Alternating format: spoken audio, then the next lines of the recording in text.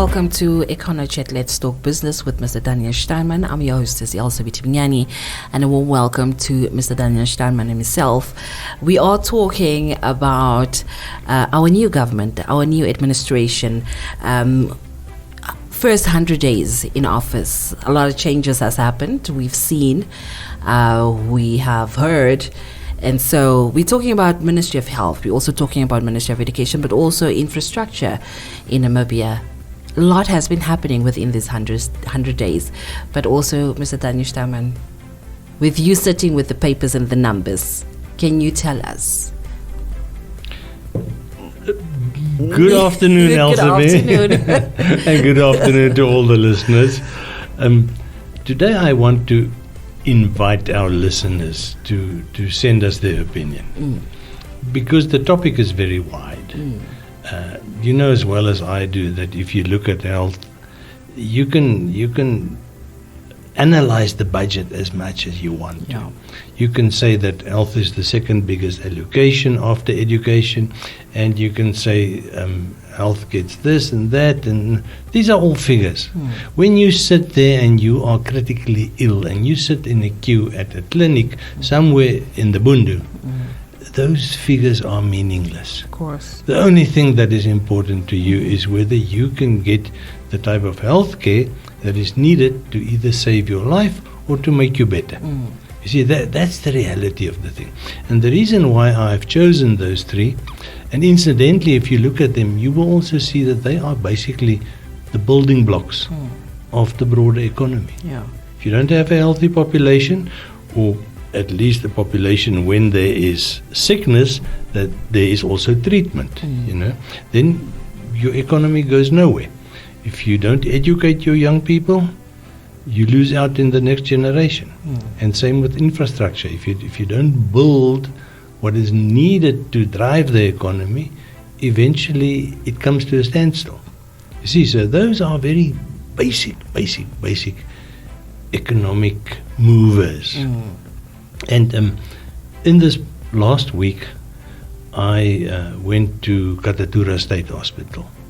Now, I have to tell you, I've been there a couple of times in the last couple of years. That's not where you want to be. Or that used not to be where you want to be.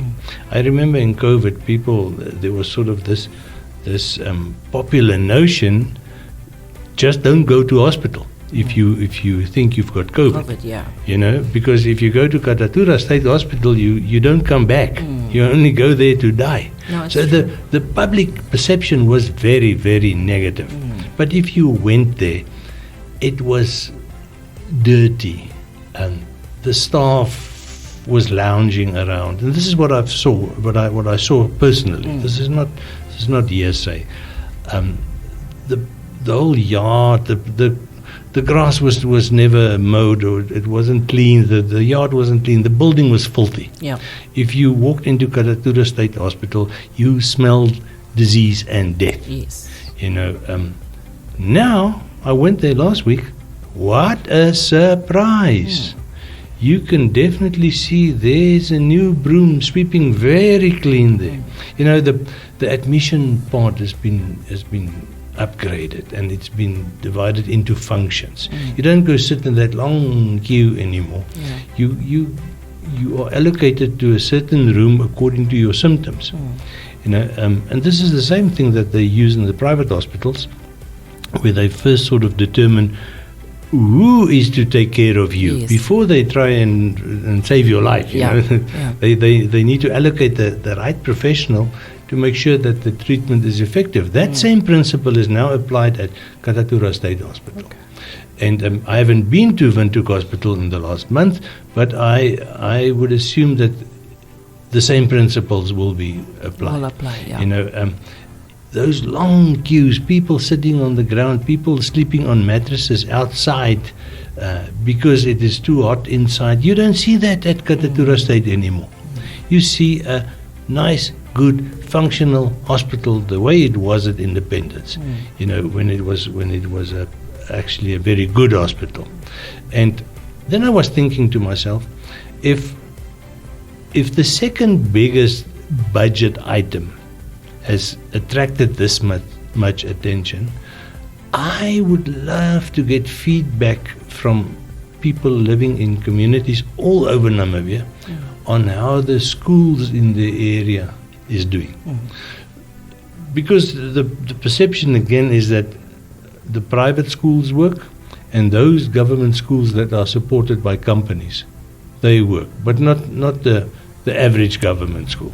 And we can come back to that one now. I would love to get input from places as far. If you go to Divundu, there always used to be a fairly well-run clinic at Divundu.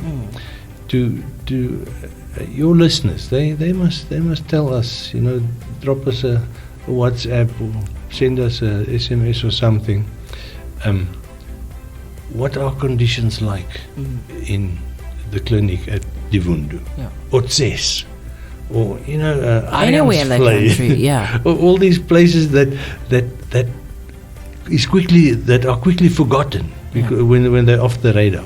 But what I can say from personal observation at Katatura State Hospital, a dramatic change, unbelievable, very impressive.